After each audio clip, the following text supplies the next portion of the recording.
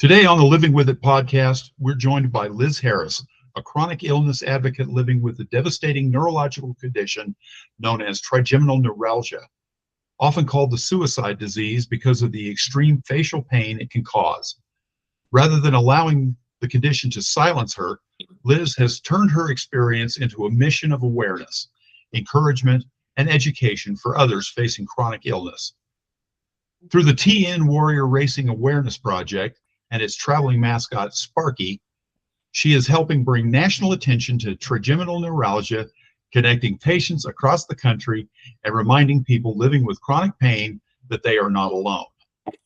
Today, we'll talk about Liz's journey, the reality of living with TN, and how the TN Warrior Racing Project is using community storytelling and awareness to shine a light on the condition many people have never even heard of until it has changed their life forever. So, welcome, Liz. Let's start here with what drew you to this mission. What makes raising awareness for trigeminal neuralgia personal to you? Well, thanks for having me, Carson. I found out about Sparky through one of my Facebook groups, the support group for TN. And so I know awareness is very important to me because you don't see much of it.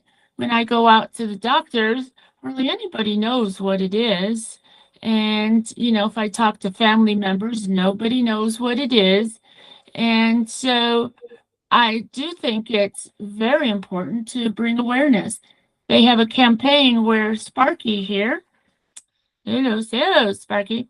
Sparky here is trying to visit every state in the country by October 6th, which is the Trigeminal Neuralgia Day of Awareness.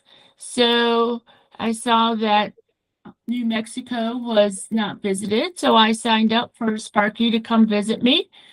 He's been with me for a couple of weeks. I've shown him around town, given him a good time. He has supported me through a real big flare, and so it's just been really nice to have Sparky here. Wonderful. Okay.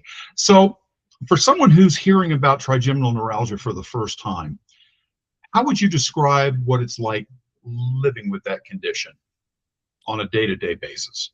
Well, they call trigeminal neuralgia the suicide disease, and there's a reason for that. It's considered one of the most painful conditions known to mankind. And so imagine having somebody drilling in your face through your ear, hitting your upper teeth, your lower teeth, and your eye, all at the same time, or stabbing you with an electrical current. You know how they do with the zappers.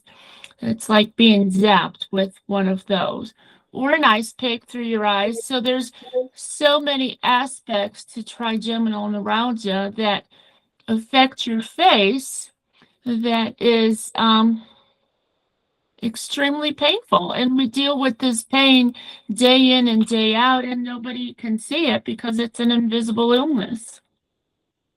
Right. So, starting at the beginning when you were first diagnosed, tell me about the treatments that you've had, the medications that you've been put on, and how effective those have been for you. And I know that there's different levels of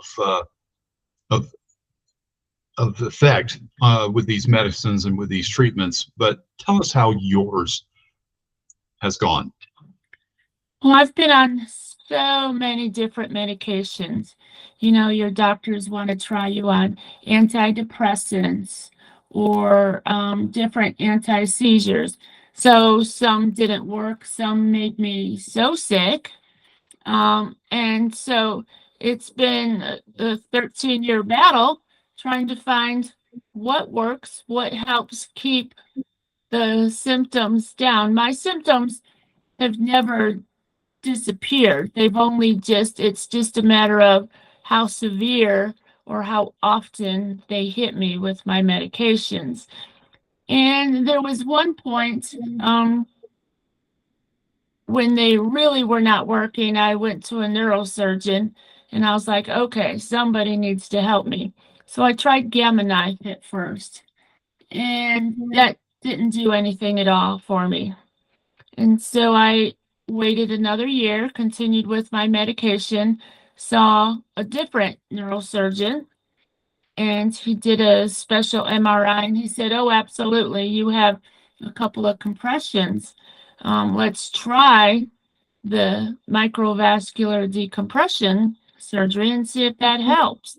And I said, do it tomorrow, and when you're in that much pain, you're like, I don't care, drill in my head, do what you need to do, to help the pain go away.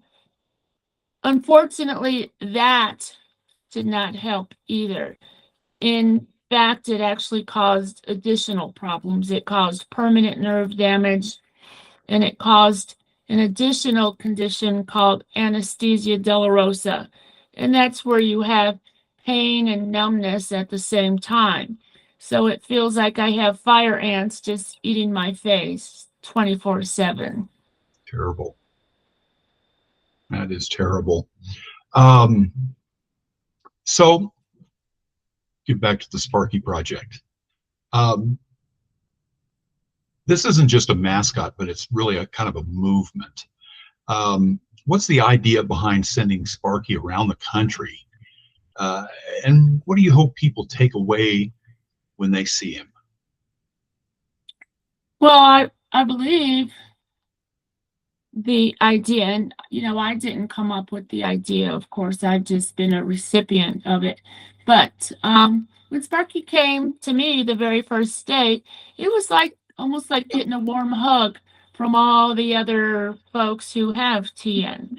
He reminds you that you're not alone, that there are other people who have the same condition, who are fighting the same fight, and we're out here supporting each other. Even though we're not able to give each other a physical hug, we're giving each other a mental hug through the movement, basically. I see. So as Sparky travels, what kind of awareness are you hoping to build? Is it about early recognition, support, community, or all of those? I believe that the whole premise behind Sparky is all of the above, to bring awareness. So when you have Sparky and, when you're going out and about with him, people are like, what is that?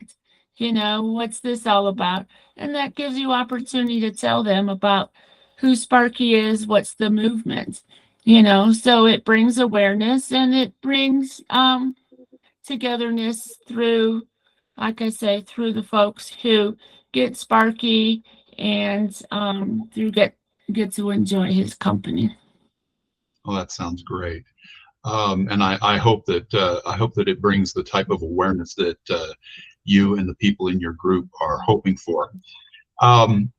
For those who are watching that want to support this mission, what's the best way for them to get involved and help spread the word about trigeminal neuralgia and about Sparky's journey? Well, Sparky he's associated with a group called TNWarriorRacing.com. So you can go to that site and you can see what it's all about. And they are associated with bigger groups, the Facial Pain Association and other associations like that, where you can donate money. That's a big thing that they need. They need money to do research, and if somebody puts a Facebook post, my husband puts a Facebook post every year for, his birthday. And it's about, hey, he is, asking for donations for the Facial Pain Association. If you have a friend or family member who posts that on Facebook, donate $5, donate $10 if you can. Don't ignore it. Don't scroll by it. donate, support that person, and support the movement. That's one of the biggest ways you can do it. You know, I see year after year after year, you know, he posts these things, and unfortunately, a lot of people scroll by. People need to stop scrolling by. People need to stop, look, and see what it's about, and donate a few dollars if you have it. Right. Well, thank you very much for bringing the awareness to this. And I would encourage anybody who has someone in their life that suffers from trigeminal neuralgia or any other chronic pain condition to get involved, help them out, bring awareness to their condition, because a lot of times this cannot be seen, and these people are suffering a lot of times in silence because they're not really bringing that much attention to it themselves. So I'm going to be leaving a link at the end of this video and in the description for the Trigeminal Racing Awareness, Warrior Racing Awareness Project, and go there and check it out. Give them a hand. Liz, thank you for being here. I appreciate it. Thank you, Carson. Appreciate you.